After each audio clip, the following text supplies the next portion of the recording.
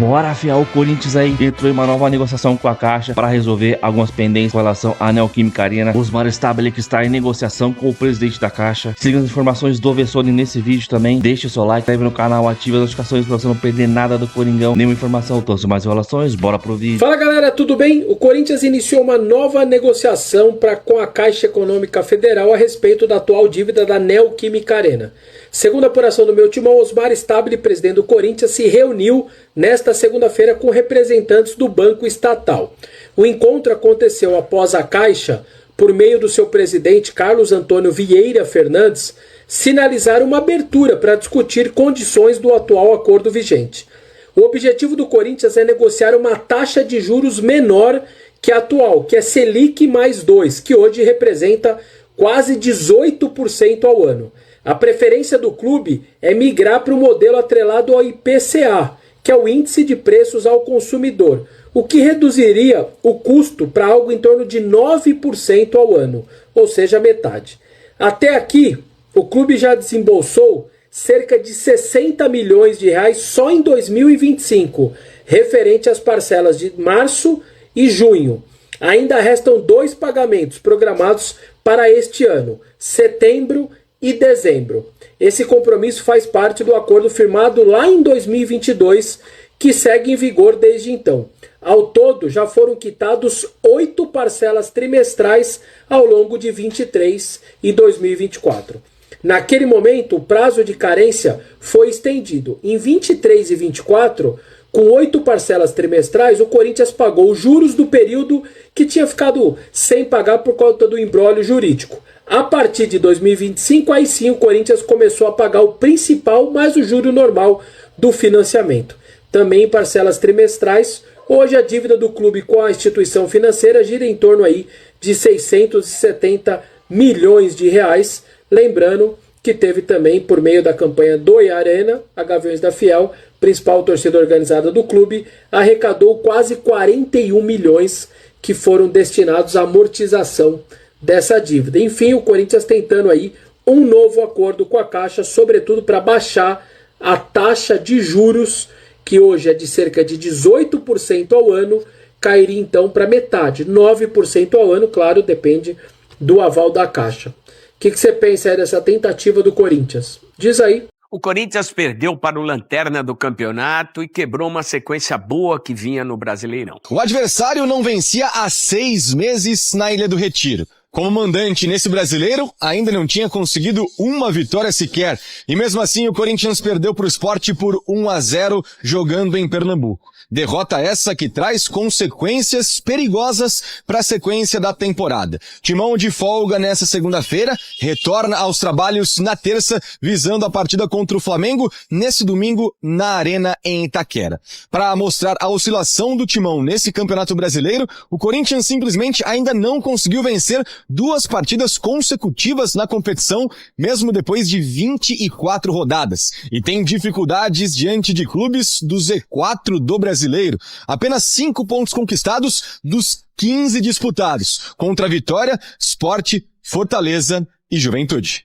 O campeonato é difícil em todos os aspectos, em todos os sentidos, tanto para quem atua em casa quanto fora. Nós fizemos ultimamente aí 2, 3 resultados fora, não vejo problema. Teremos jogos difíceis, complicados sim, mas para os nossos adversários também serão. Não serão jogos simples, jogos fáceis. O compromisso vai ser difícil, mas pelo menos Guinegão, um dos artilheiros das últimas rodadas alvinegras, retorna de suspensão. Já Memphis Depay, com um edema na coxa, tá fora das últimas partidas, né? Mas é dúvida, pode ser que retorne pelo menos ao banco de reservas pro compromisso diante do Flamengo. Já Rodrigo Garro, com uma lesão grau 2 na panturrilha, só deve voltar daqui a cerca de 15 dias. Enquanto Carrijo, esse sim, só em 2026. Charles é outra dúvida, com dores no joelho. Agora, Felipe Longo, que foi convocado para a Seleção Brasileira Sub-20 para a disputa do Mundial, acabou tendo essa convocação barrada pela diretoria do Corinthians. A justificativa é que Hugo Souza está com 2 cartões amarelos, pendurado, ou seja, se levar o terceiro, desfalca o Timão nas próximas rodadas, por isso que Felipe Longo seguirá no Timão e estará no banco de reservas. Agora, uma outra questão para a diretoria resolver nas próximas semanas, até o final do ano, para ser mais exato, é com relação ao volante Maicon. Ele que vem sendo titular e capitão com Dorival Jurna nas últimas 6 partidas, tem contrato até o fim desse ano. Será que o Maicon fica ou volta para o Shakhtar Donetsk? Não conversamos ainda, acho que tem muita coisa durante o que estamos disputando ainda, principalmente no Brasileiro, estamos numa situação que não estamos tão confortáveis assim, mas jamais eu vou fechar as portas pro clube. Se eles acharem que tem interesse em mais uma vez a gente conversar, vou estar disposto, mas eu também sei que algum momento eu vou ter que ir embora e eu deixo para a diretoria decidir esse momento, e se quiser conversar eu vou estar aberto também, mas senão eu tenho que me preparar, porque eu sei que um momento eu vou embora e eu fico feliz pela história que eu construí e estou construindo. Portanto, trabalhos no CT Joaquim Grava a partir dessa terça-feira. E jogo no domingo contra o Flamengo. E o adversário vem de 3 eliminações consecutivas contra o Corinthians, seja em Libertadores ou Copa do Brasil. Mesmo assim, o foco vai ser em vencer em casa, coisa que o Corinthians não consegue pelo Campeonato Brasileiro há mais de 4 meses. A última vitória, jogando em Itaquera pela competição nacional, foi contra o Santos no mês de maio. O que será que aconteceu com o Corinthians jogando em casa? Sempre foi uma força jogar lá na sua arena. Nos últimos tempos, como mostrou a matéria aí do Lucas Herrera, 4 meses o Corinthians não vence. E olha, sempre casa cheia, no mínimo lá 40 mil torcedores em média. É preciso entender o que está acontecendo no Corinthians, porque sempre a sua casa foi seu 12º jogador, contando sempre com a presença da sua enorme torcida. Pessoal, o Memphis Depay tem um belo valor a receber do Corinthians. E por várias questões diferentes. Tem ainda a premiação do Paulista, tem metas atingidas por bonificações, né, de assistências e número de jogos, e tem também as luvas que foram diluídas, né, em determinados períodos, e agora em setembro venceu mais uma de 1 milhão de euros, totalizando 6 milhões e pouco de reais. Isso tudo, todo esse montante que foram se acumulando, inclusive, chegaram num valor próximo ali de 18 a 20 milhões de reais. É um valor considerável. Quando esses números me assustam bastante, porque assim, eu sou um defensor do Memphis no Corinthians, acho que não vou falar de custo-benefício, porque custo-benefício, aí você tem que entender se ele vale o que custa. E como ele custa muito, eu entendo que essa questão é relativa, é subjetiva. Agora, eu sou um cara que defende a importância dele para o time, falando tecnicamente, né? Não tem como a gente separar o que ele custa, mas se eu fosse retirar o que ele custa, eu diria para vocês que não tem nem discussão. O Memphis é super importante, é titular absoluto, é o cara do título paulista, é o cara da arrancada no Brasileiro do ano passado, o cara que levou o clube para a Libertadores esse ano, o cara que deu calendário para o Corinthians esse ano. O Corinthians está na semifinal de Copa do Brasil esse ano porque chegou na Libertadores, e só chegou na Libertadores muito por conta do Memphis. O Yuri foi o artilheiro, o Garro foi o melhor meia do Brasil, mas vocês lembram o que aconteceu com o time depois da entrada dele. Então eu acho que ele foi assim, e aí tem coisas incalculáveis, né? Qual seria o custo de um Corinthians rebaixado, por exemplo? O Corinthians estava na zona ano passado, quando ele chegou. Qual seria o custo disso? Ou o custo de você não disputar uma Copa do Brasil? Que chegando numa semifinal, olha quanto o Corinthians já arrecadou, passando fase por fase. Mesmo eliminado na Libertadores, você não teria a possibilidade de disputar, não receberia 2 jogos em casa, como aconteceu. Então, esse custo ele é um pouco incalculável. O título paulista, que eu acho que ele foi super importante. Super importante. O título paulista. Ele ganhou uma premiação gigantesca. Quanto vale você ganhar do teu arquirrival impedindo um tetracampeonato, que seria o do Palmeiras, ganhando na casa do rival, comemorando o título em casa, um título que o clube não conquistava desde 2019? Quanto custa isso? Quando eu falo quanto custa, muitas vezes em valores não palpáveis. Então, é muito difícil para mim analisar o custo-benefício do Memphis. Eu acho ele fundamental para o time, de verdade. Deixa a desejar em alguns jogos? Sim, como todo jogador, quando o time não está bem. O próprio Garro não vem fazendo uma temporada como fez no ano passado. O próprio Yuri está recebendo críticas. O time teve muitos problemas físicos, inclusive, durante o ano inteiro. Então, quando a gente vê os valores, a gente se assusta, porque, caramba, é um jogador concentrando tudo isso no momento em que o clube está vivendo, né? De muitas dívidas. Então, eu também entendo, eu entendo os dois lados. Eu entendo quem defenda o Memphis e a permanência dele, porque eu acho ele super importante. E entendo quem diga, cara, mas não era o momento de ter um jogador desse nível, desse preço. É tipo o cara que tá ganhando um salário X e tá morando numa casa que vale 2x. Uma hora a conta não vai fechar. E aí você tem que diminuir o teu padrão de vida, né? Se você não tá ganhando o suficiente para morar numa casa como você gostaria. Então eu entendo os dois lados. De que talvez não fosse o momento. Mas o futebol, ele permite muitas coisas, né? Muitas vezes você se endivida para poder ali na frente colher. Que é o que o Corinthians meio que faz com ele. Talvez não compense tanto assim. E aí é uma avaliação que a gente precisa fazer mais profunda. Agora, se ele ganha uma Copa do Brasil, por exemplo, você sabe o valor de uma Copa do Brasil, né? 80, 90 milhões de reais. Isso sem falar no benefício indireto de você conquistar um título que vai te dar uma vaga direta para a Libertadores no ano que vem, vai fazer certamente o teu quadro social aumentar, teus produtos licenciados aumentar. No encerramento da temporada, o Corinthians terminando como campeão do Brasil no meio de um ano dos mais turbulentos da sua história. Quanto custa isso? Caso ele, né, seja um cara importante, inclusive, para o título. Entende? Eu acho que uma coisa acaba compensando a outra. Enfim, essa é uma questão e uma discussão que a gente já teve aqui. O fato é que esse valor será pago, segundo o Luiz Fabiani da Rádio Bandeirantes, meu parceiro, super jornalista, bem informado a respeito de Corinthians, com 50% desse montante pagando em suaves prestações até o ano que vem, e até abril do ano que vem, se eu não me engano, ou fevereiro, até fevereiro do ano que vem, e em março os outros 50% numa paulada só, numa tacada só. O Corinthians fez um provisionamento, aí, né, um planejamento de receitas para poder arcar com os compromissos relacionados a Memphis.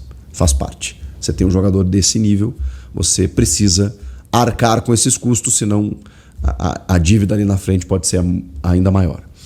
Falando de Breno Bidon, o Bidon é o seguinte, gente, eu queria falar sobre o Bidon, porque eu gostei muito da matéria que o meu timão fez com os números dele lá no SofaScore, porque o Bidon, ele exerceu a função do Garro, o Dorival entende o Bidon como meia, eu também, e falo muito para vocês aqui, cara, o Bidon, ele é um diamante, como dizia Antônio Oliveira.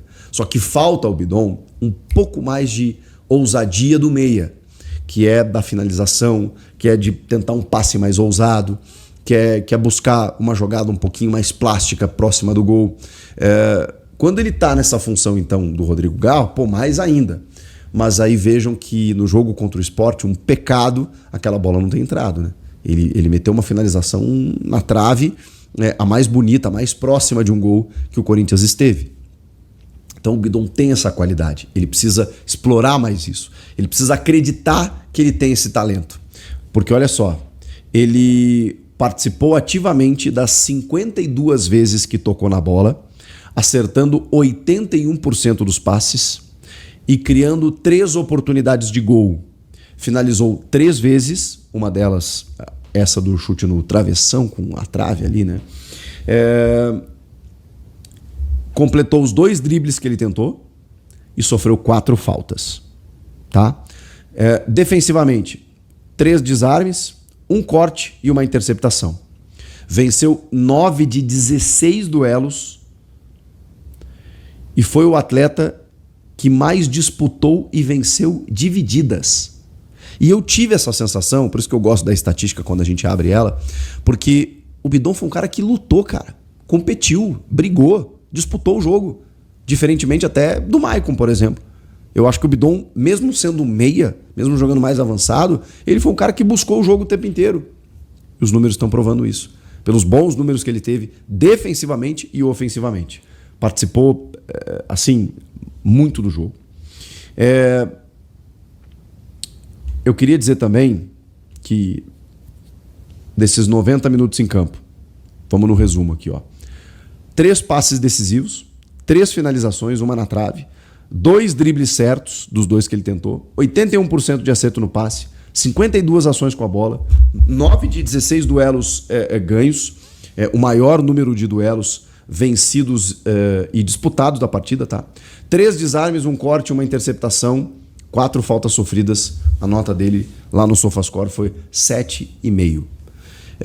Isso é um alento, por quê? Porque o Rodrigo Garro hoje não tem substituto. O Igor Coronado foi embora. O Vitinho jogando ali por dentro pode fazer a função, mas eu acho que ele é mais atacante. O Dieguinho, acho que tem que ser mais usado. É um menino da base também, mas tá chegando agora no profissional. Então o Bidon é um cara que tá pronto. Que a gente entende ele como um segundo homem de meio campo, mas está provado que ele pode ser esse terceiro, ele pode ser esse meia, ele pode ser um cara da ponta do losango, ele pode ser o cara mais próximo da área. Mas Bidon, se eu pudesse dar um conselho, acredita no potencial, irmão.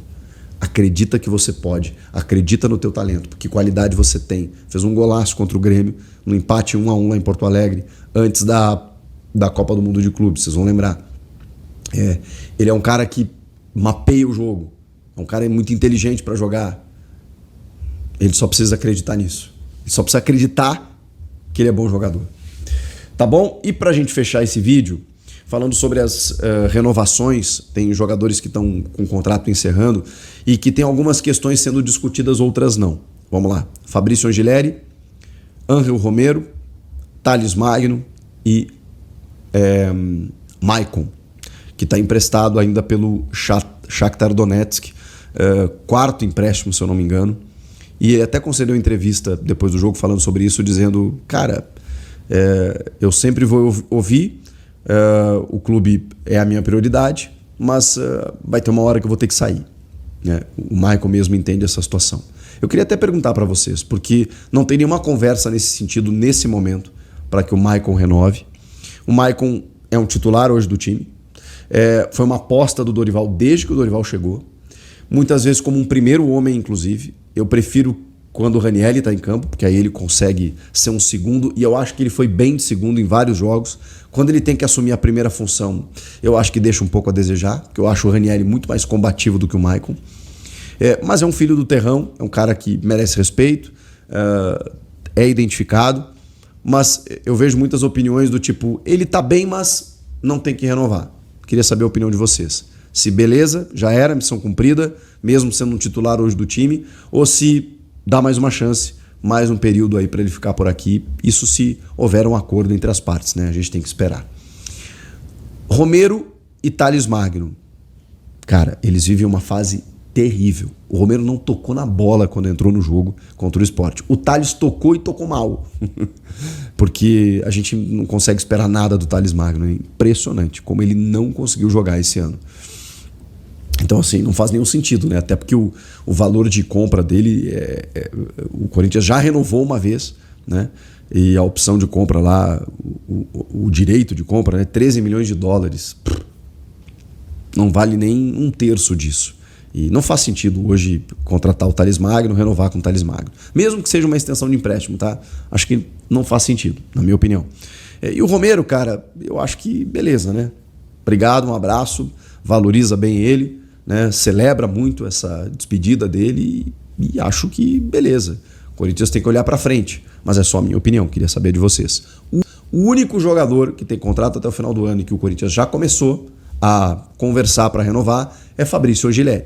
Esse hoje jogando até como terceiro zagueiro, mas chegou muito bem na reta final do Paulista, ganhou o Paulista, ajudou a ganhar o Paulista e cara, acho que cumpre muito bem o lado ali pelo lado esquerdo, né? O Bidu hoje está titular, inclusive jogando como um ponta, às vezes jogando como lateral, mas eu acho que o Angileri sim, dá para você conversar para renovar, esse eu não vejo problema algum. Eu sei que o Corinthians tem o Hugo, teve o Palácios, não sei, né? Mas aí acho que o Angileri ali resolveu, junto do Bidu, o problema da lateral esquerda. O que vocês acham? Agora é com vocês. Bom, é um Corinthians que vai muito bem na Copa do Brasil, chegou na sua semifinal, aí chega em times de Z4 e não consegue vencer. Uma derrota numa Ilha do Retiro lotada e a força da torcida é muito grande, mas é um Corinthians que se espera mais do que isso. Né? O Dorival, ao falar sobre o jogo, disse que o Corinthians cometeu um erro fatal numa saída de bola, mostrou um defeito que não é um defeito tão assim escondido, né? E pagou por isso. É claro que o jogo não se resume a uma falha, Mas, na verdade, se você olhar aquilo que o Corinthians pretende fazer no campeonato, e já não está conseguindo fazer por uma série de problemas, e muitos deles não estão relacionados de nenhuma maneira à comissão técnica ou à capacidade do Dorival e dos seus auxiliares, mas aquilo que o Corinthians pretende no campeonato não comporta uma derrota para o Lanterna, mesmo que o jogo seja na casa do Lanterna, porque ali ele praticamente também não venceu. Então é uma situação que precisa ser avaliada assim, com frieza. Não é o tipo de atuação que o Corinthians tem que fazer. Quando a gente olha pro trabalho do Dorival Júnior, eu acho que mais do que nesse momento classificar o trabalho como bom ou ruim, eu acho que existe quase que uma obrigação de constatar o grau de dificuldade do trabalho. Assim, eu não acho que é um trabalhaço, eu acho que é um trabalho honesto do Dorival. Não acho que é ruim, não. Porque é um cenário muito complicado. Assim, do ponto de vista administrativo, o Dorival foi contratado por um presidente e meses depois o presidente foi deposto, porque segundo as autoridades policiais e de justiça, o presidente fez parte de uma quadrilha que lesou o clube, né? E ele vai ser julgado por isso. Então, assim, quem o contratou, saiu. O Dorival não ganhou nenhum reforço, quer dizer, ganhou só o Vitinho.